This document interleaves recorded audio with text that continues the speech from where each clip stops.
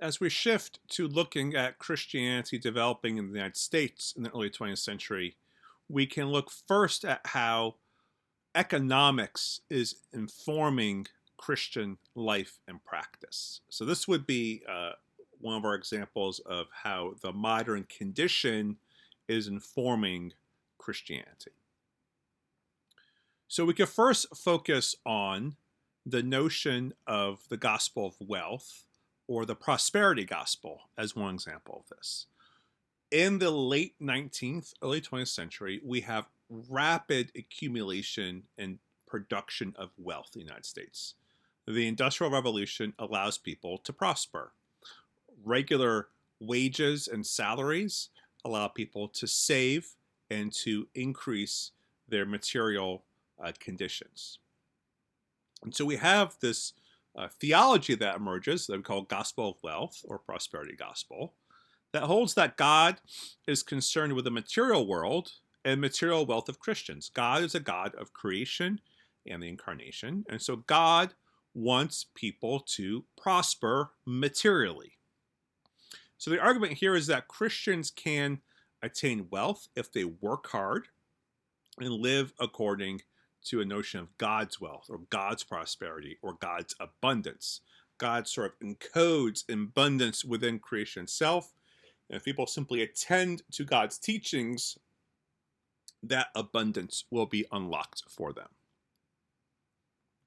A corollary of this is the notion that if you are poor, you're poor because of your own vices. Poverty is seen as a sign of sin. One is stuck in poverty if one is engaged in vices like drinking or gambling or other kinds of immoral living. And so we see in here, even though the prosperity gospel is very much tied into notions of a Protestant work ethic, we might also see in here elements of a kind of works righteousness, or the notion that your material condition is correlated to your spiritual state. The gospel of wealth, or the prosperity gospel, is still very much a form of teaching very common in American Christianity. We see it in, say, a figure like Norman Vincent Peale in his text, The Power of Positive Thinking.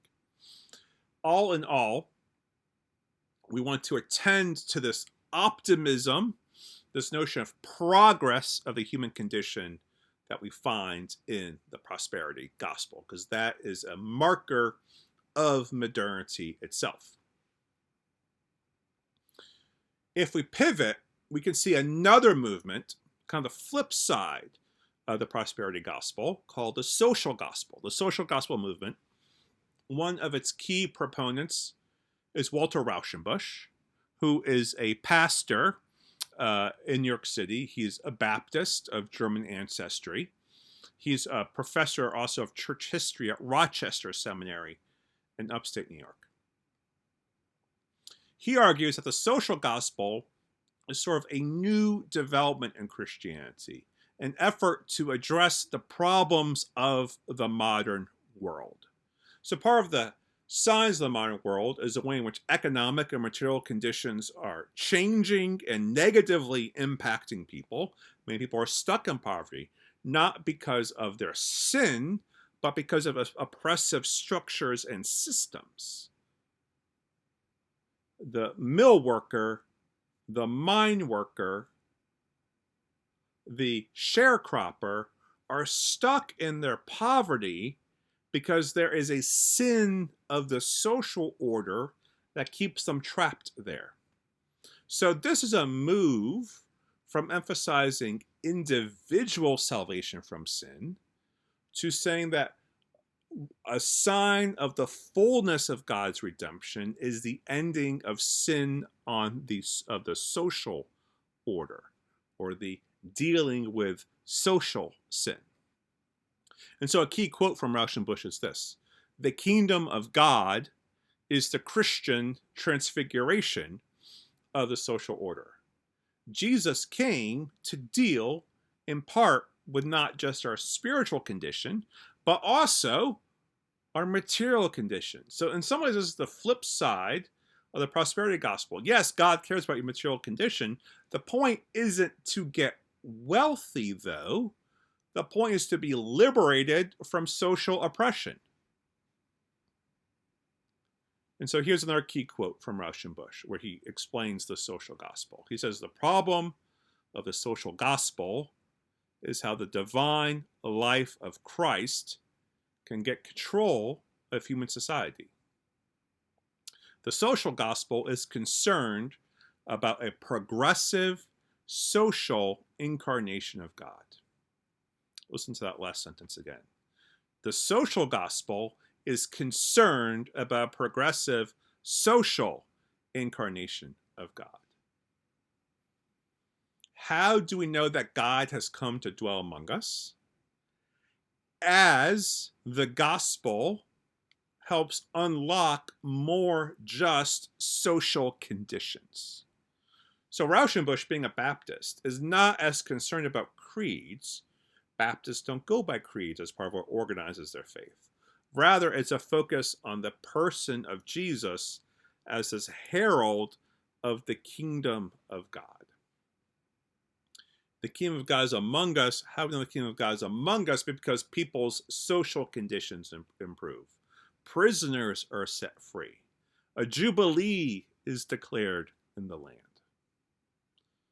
This then also involves rethinkings of other elements of Christian doctrine. So something like the atonement. The atonement is no longer about Christ dying for my sins and me being redeemed. That's not the primary focus. Rather, the atonement, the death of Christ on the cross, reveals a social structure of sin. How the crowd turns against Jesus. How religious and political structures are manipulated against Jesus. And the ability of divine love to overcome the social structure of sin and inaugurate a new reality in which new ways of living shine forth, as we see in the Acts of the Apostle, chapters 2, where everyone holds all things in common.